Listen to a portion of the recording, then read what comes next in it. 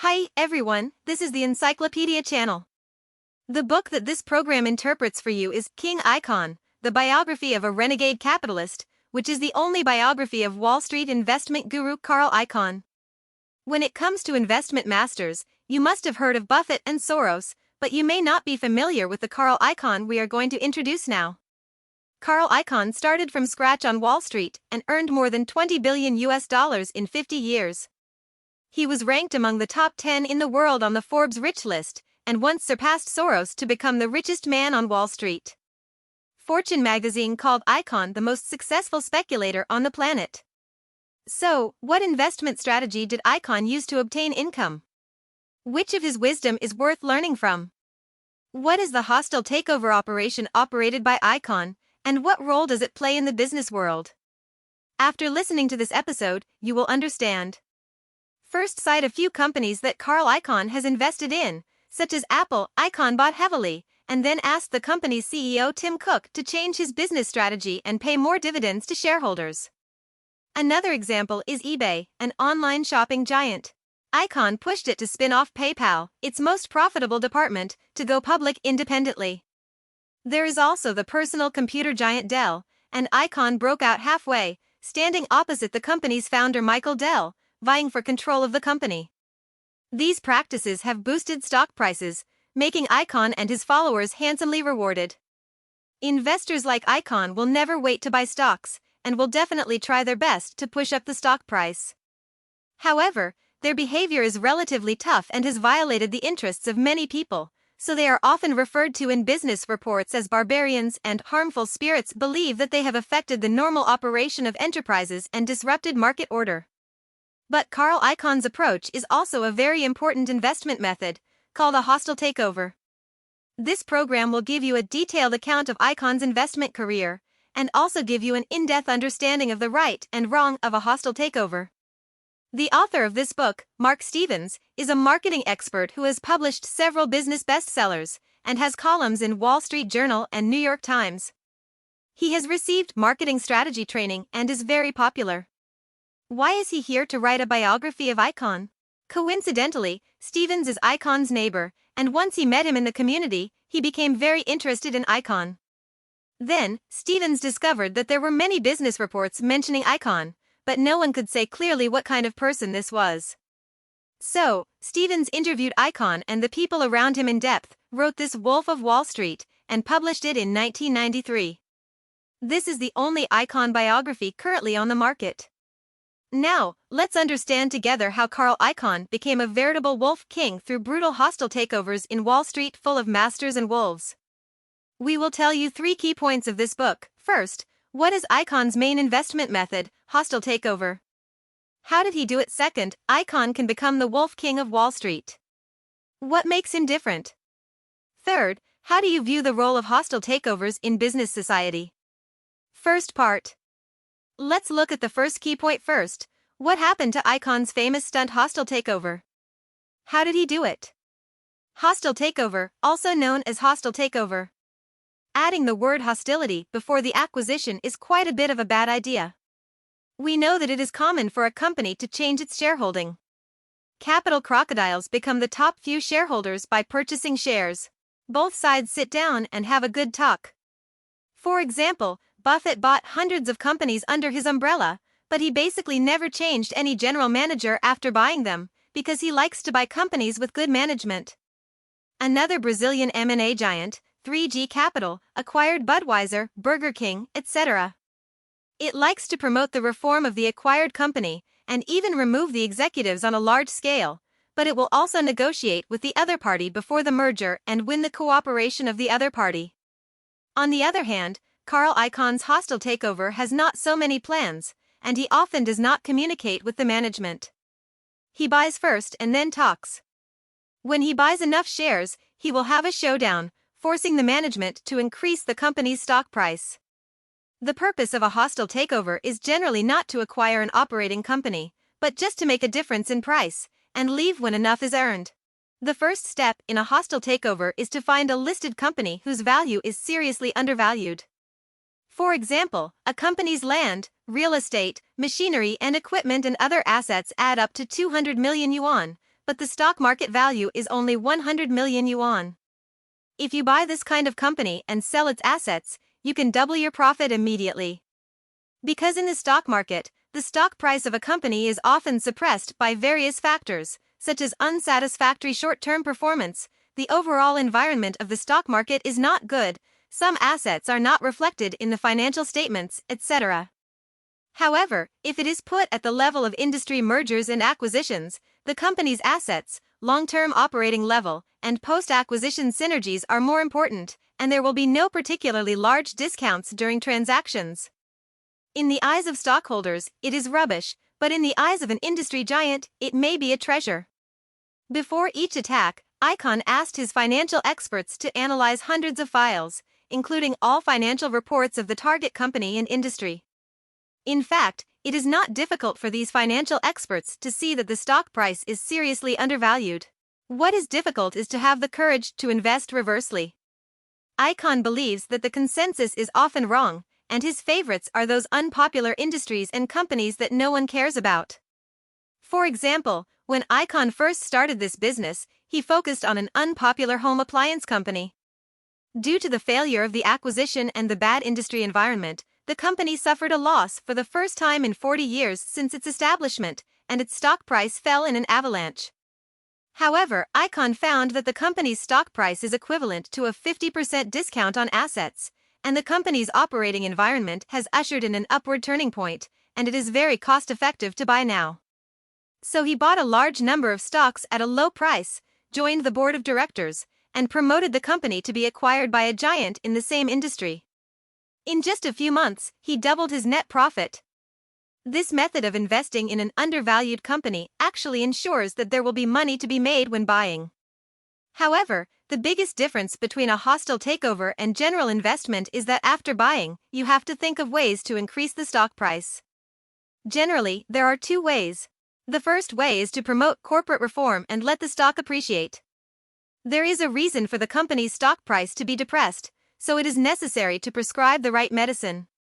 For example, if there are hidden assets that have not been discovered by everyone, then sell them and let those assets continue to function. If the dividends are small, then pay large dividends and pay more dividends to shareholders, layoffs and salary cuts. If the management personnel are poor, then replace them. If you can't push the management to do the above points, just buy the holdings, drive out the chairman and CEO, and do it yourself.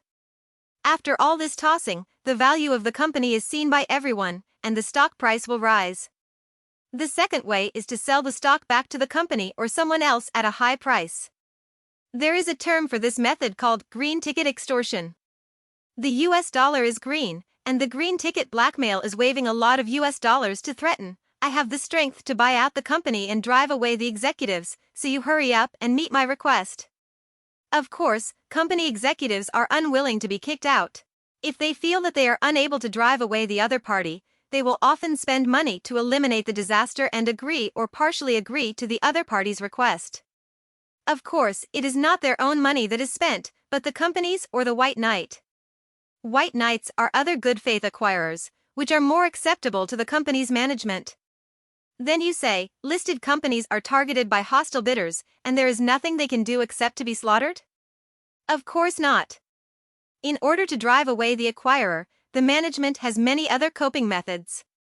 For example, the poison pill plan can be launched, which is to issue a lot of stocks at a low price to dilute the equity, greatly increase the threshold for holding shares, and make hostile bidders as deadly as eating poison pills. You can also apply for administrative and judicial assistance to freeze the bidders. In addition, there are methods such as inciting employees' emotions and seeking public opinion support to stop opponents from the moral high ground. Icahn encountered such a company early in his career. The two sides negotiated, and the other party said, "We have plenty of ways to deal with you. We will find 3 of the most powerful public relations companies to ruin your image. In the future, others will point their noses and scold you when they see you, so that your wife will not want to go out with you. We will also print a lot of new stocks, so that the stocks in your hands will become waste paper." Icahn was almost scared back, but he didn't expect the other party to change the subject and said, "Or, we can give you $10 million directly, and tell you 10 companies that can be acquired, please leave, and don't harass us again up." Icahn, of course, chose to take the money and leave. The game of hostile takeover is sometimes like gambling or speculation. If Icahn wins the bet, he will make a fortune. If he loses, he will lose time, money, and possibly bankruptcy. And those executives are only working for the company. If they win the bet, they will just maintain the status quo. If they lose the bet, they may be fired by the new boss. In this case, the hostile bidder has more confidence and a greater chance of winning. Mastering the art of hostile takeovers, Icahn quickly became a leader in this field and grew into a shining star on Wall Street. In the 1980s, Icahn successively attacked famous companies such as Phillips Petroleum, Trans World Airlines, and Texaco Petroleum. The second part. The above is the first focus, how Icahn made a huge fortune through hostile takeovers. Our second focus is to talk about Icahn can become the Wolf King of Wall Street, what makes him different. Let's first review the general environment when Icahn rose. In the 1980s, the most profitable industry in the American business community was hostile takeovers. At that time, many traditional industries faced difficulties in operation and sluggish growth, and it was difficult for stock prices to rise. To make money flow to simpler and more efficient places, Wall Street financiers have found new ways. Under their careful packaging, a company's market value will rise sharply after splitting, reorganizing, merging, and other operations. The hostile takeover is the best reason to promote the operation of these capitals. For example, a company Icahn once had his eye on had two major businesses. One was the steel business, which was losing money year after year, and the other was the energy business, which was thriving.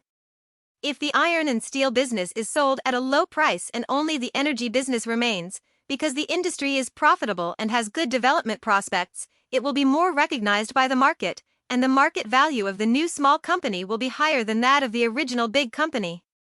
If this new energy company merges with other companies in the same industry to occupy a higher market share, the future will be brighter, the valuation will be higher, and the market value after the merger will be much greater than the sum of the original two old companies. Under this kind of capital operation, wealth seems to be generated out of thin air. In the words of this book, during the merger boom of the 1980s, making money on Wall Street was as easy as snatching candy from a child. Almost all the capital of Wall Street and all the elites poured into the hostile takeover of this gold mine. It can be said that they are a pack of wolves, and among them Icahn is a well-deserved wolf king. From the perspective of wealth, he finally ascended to the throne of the richest man on Wall Street with this ability. The hostile takeovers of big companies such as Petroleum and Texaco Petroleum were the most influential in that era. Judging from the results of the battle, he was invincible, and almost no one took advantage of him. Why is he so powerful? As we mentioned earlier, Icahn dared to go against the mainstream view, think independently, and invest reversely. This is also a common feature of investment masters such as Buffett, Soros, and Charlie Munger. So how is Icahn different from them? Here we focus on two characteristics of Icahn: tactical thinking and negotiation ability. These two qualities also correspond to the two games he loves to play very much. Let me talk about tactical thinking first, which corresponds to chess. Icahn has the ability to see the chess game, think deeper and farther than others, and always keep his opponents unpredictable. Icahn graduated from the philosophy department of Princeton University and is also the best chess player in the school. Perhaps it is philosophy and the world of chess that helped him sum up his unique thinking framework. Most people are used to linear thinking. If I want to go from A to C, then I have to go through B. But what Icahn saw is that there are more than a dozen different possibilities on a picture, and he can go from C to C, F to Z, and finally back to R. This is like when a master plays chess, he can see a dozen or more moves in the future from the current chess game. Wall Street is full of business school graduates who call themselves geniuses, but Icahn is by all accounts one of the most special. Opponents thought they knew Icahn's targets, but in fact Icahn had no fixed targets. Even Icahn's allies and people around him don't know his real movements because he never trusts others. He once said a famous saying, "If you want to make friends on Wall Street, you might as well find a dog." For example, in some companies, you think that Icahn just wants to make a profit and run away, but he buys them and holds them for decades. Some companies, you thought he was going to win with all his strength, but he suddenly saw the right time and settled down. Unable to guess Icahn's tactics, opponents are often confused and completely collapsed. Besides, negotiation ability corresponds to playing poker. Icahn's routine is actually relatively simple, which is to wait for the opportunity, grasp the opponent's weakness, and then threaten. His favorite targets are companies and managements that are in trouble, that is, when their opponents have bad cards and weaknesses are exposed. For example, Icahn launched a hostile takeover of Apple, specifically picking the time when Apple founder Steve Jobs died and his successor, Cook, was in an unstable position. Icahn is also particularly good at marathon negotiations, especially like to put important negotiating meetings late at night. That way, he can deliver the killing blow when his opponent is exhausted, confused, and desperate to get home. After catching a vulnerability, Icahn loves nothing more than bullying. This book calls Icahn's trick pointing at a gun, just like the gangster in the movie who holds a gun to someone's head to negotiate. There is no reason not to win. The most common situation is to deal with the management of a company. If you do not agree to my request, then I will continue to buy, and buy the entire company. Do you know how I will deal with you then? Sometimes, Icahn does not actually have enough funds in his hand, which is equivalent to no bullets in the gun. He mainly relies on his loud voice, full of energy, and bluff, and his opponents do not know his true strength and real purpose, so they often disarm him. Surrender. It's like playing poker, it's possible to scare off your opponent by bluffing without a good hand. Let's take a look at how Icahn demonstrated these tactics in his famous book, The Trans World Airlines M&A Case. TWA was one of the 4 major airlines in the United States at that time. It had difficult operations and suffered serious losses in those years. Few people liked it, but the company has a good cash flow, and after the acquisition, it can be used as collateral to borrow money and distribute dividends. Icahn likes it type. Icahn also noticed that the company was negotiating with the union, and the union would likely agree to cut benefits, which would improve the company's profitability, quickly boost its valuation, and drive up the stock price. After making the offer, Icahn was, as usual, met with resistance from the company's management. In order to stop him, the other party found Lorenzo, an aviation tycoon, as a white knight. Icahn could sell the stock to Lorenzo at a higher price and walk away with the money.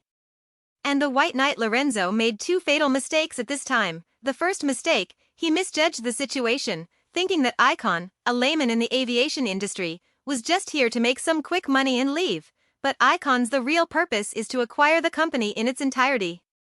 The second mistake, Lorenzo ignored TWA's union, which had a veto in the deal. In this transaction, the union has become Icahn's ally and bargaining chip. Because Lorenzo is notoriously ruthless in the aviation industry, he has already bankrupted an airline company before, and the aviation industry unions all over the United States hate Lorenzo to the bone, for fear of becoming the victim of the next bankruptcy. If you have to choose between Icahn and Lorenzo, the TWA union can only choose Icahn. Icahn was not relentless when dealing with the union, and he used this to make a big deal. If the acquisition is successful, the employees will have to cut their salaries by more than 20%. If they do not agree, then I will sell the shares to Lorenzo. You see, the union will either cut wages in the hands of Icahn, or go bankrupt and lose jobs in the hands of Lorenzo. With such a balance, the union is still on Icahn's side. In this way, Icahn took advantage of Lorenzo's mistake and the weakness of the labor union, successfully acquired TWA, and coerced the labor union to make a promise to cut wages, saving the company $200 to $300 million a year. Relying on this unique way of thinking and negotiating routines, Icahn has become a big winner time and time again.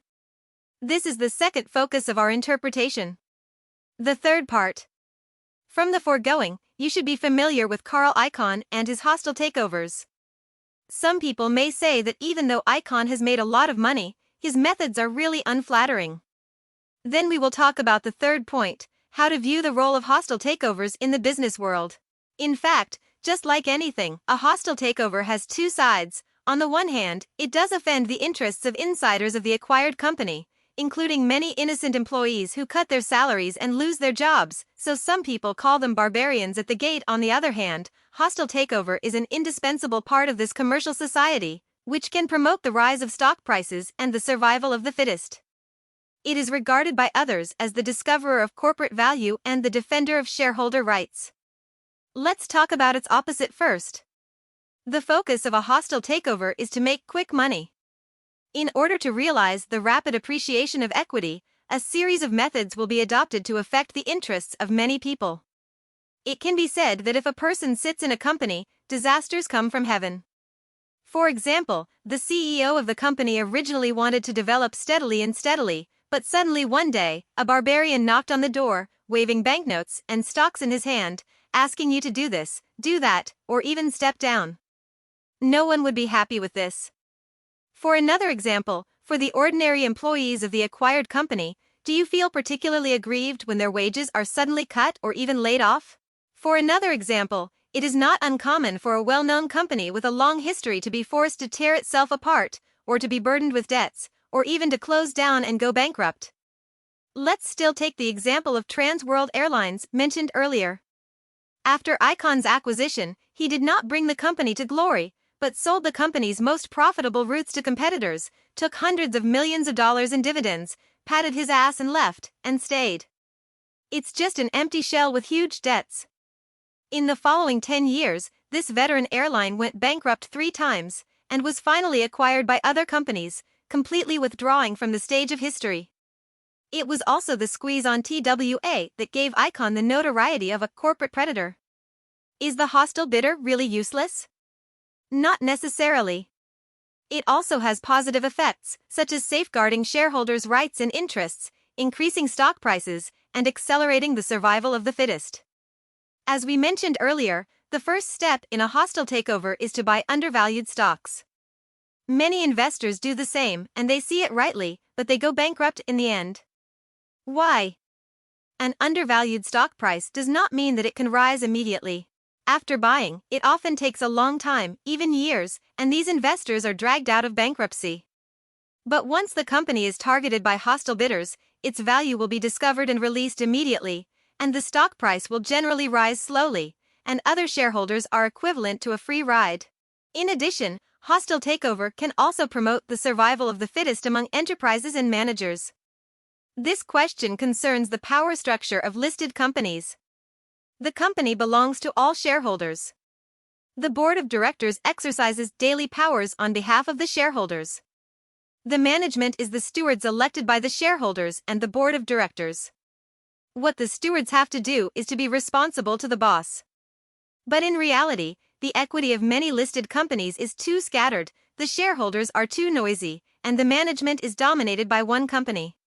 Icahn believes that there are too many executives and CEOs in the American business world with high salaries, the company's operations are in a mess, and resource allocation is unreasonable, which has caused the long-term slump in stock prices and damaged the interests of shareholders. That's when someone has to step up and show them how to do it.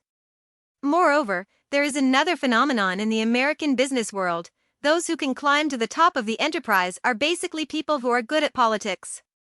If the top leaders don't want to be challenged, they will only choose someone who is inferior to them. If the second leaders are always worse than the first leaders, these companies, and even the entire American business world, will be ruled by a bunch of fools. On the corporate level, Icahn believes that mismanaged companies fail not when they are challenged, but when no one challenges them. Therefore, a hostile bidder like him is just party. Just like the TWA mentioned earlier, on the surface this company was brought down by Icahn, but in fact, before the acquisition, the company was already in a state of huge losses. Coupled with the vicious competition in the industry, even if there were no hostile acquirers, it is only a matter of time to escape the fate of bankruptcy. We borrow a natural law to explain. A commercial society is like an ecosystem. If there were no wolves like hostile bidders, the rabbits would be overrun and the flocks would be weak and sick. But too many wolves would not work, as there would not be enough food. A commercial society is like nature, the number of wolves and rabbits ebbs and flows, maintaining a dynamic balance. Holding high the banner of justice and even rising to the level of the national economy, Icahn can win the support of other shareholders, regulatory authorities, and public opinion in the transaction. Of course, the adjustments he asked the company to make can indeed bring short-term benefits to minority shareholders. The positives and negatives mentioned above are from the perspective of both sides of the acquisition, and the rise and fall of a commercial behavior also needs to consider the third aspect, that is, how it is viewed by the entire society in which it is located. Just like many hot events nowadays, the parties involved in the event have not yet quarreled, and some onlookers are already excited. And the public opinion war of some hot events will also lead to the transformation of an industry. The wave of mergers and acquisitions in the 1980s encountered such a watershed. In 1985, Icahn launched a hostile takeover of Phillips Petroleum. It was one of the largest oil companies in the world at the time and a symbol of American industry. The merger has attracted widespread attention. You see, in the past, oil tycoons used to acquire other oil companies to promote the integration of industry resources, but now, a Wall Street trader, who has never even seen an oil well, can move such a large company with just a few fingers. The oil companies are on the upswing. The two sides of the transaction were at a stalemate, and they even went to Congress. According to the submitted documents, members of Congress found that the funds for the hostile takeover came from the deposits of ordinary people, and the final beneficiaries were the rich Wall Street bosses. This is equivalent to looting ordinary people and enriching themselves. Icahn accepted this merger as soon as it was good and got out with money early, but the hostile takeover has turned into a pain for the whole society at this time, and is also regarded by many people as the source of evil for the deepening wealth gap and rising unemployment. Since then, the government has tightened financing channels for hostile takeovers and set up stricter regulatory measures. Major companies have also learned to protect themselves and widely set anti-takeover clauses. At the end of the 1980s, the golden age of hostile takeovers came to an end, and a group of bigwigs who rose together with Icahn went to jail or retired to the countryside. But the investment method of hostile takeover will not die out. The wolves are dead, but the Wolf King Icahn is still standing tall and active in the eyes of the public. His prey has also changed from traditional manufacturing, energy, aviation, real estate and other fields to emerging fields such as medicine, technology, and the internet. Especially since 2006, Icahn, who was over 70 years old, began to frequently attack famous technology companies, including Motorola, Apple, Microsoft, Yahoo, Netflix, etc. With greater momentum and more income, people have to admire him the ability to keep pace with the times. Now, let's recap. In the first part, we introduced the hostile takeover that Carl Icahn is famous for. Icahn made huge fortunes through steady and ruthless attacks, entering undervalued companies, promoting company reforms, and rising stock prices. In the second part, we described the qualities that made Icahn the Wolf King of Wall Street. As a master tactician and negotiator, like playing chess and cards, he can understand the chess game, grasp the opponent's weaknesses, and through threats and intimidation, he is the only one on the negotiating table. In the third part, we analyze the role of hostile takeover in business society. On the one hand, it promotes the interests of shareholders and promotes the survival of the fittest. On the other hand, it also exacerbates the gap between the rich and the poor, which has become a social pain point. When the golden age of hostile takeovers ended, Icahn was able to keep up with the times and remain active in the field. This is the end of this episode of the show. What do you think about it differently? Welcome to leave a message to discuss with everyone. Hey, if you like our channel, please subscribe us. Haha, remember to like it.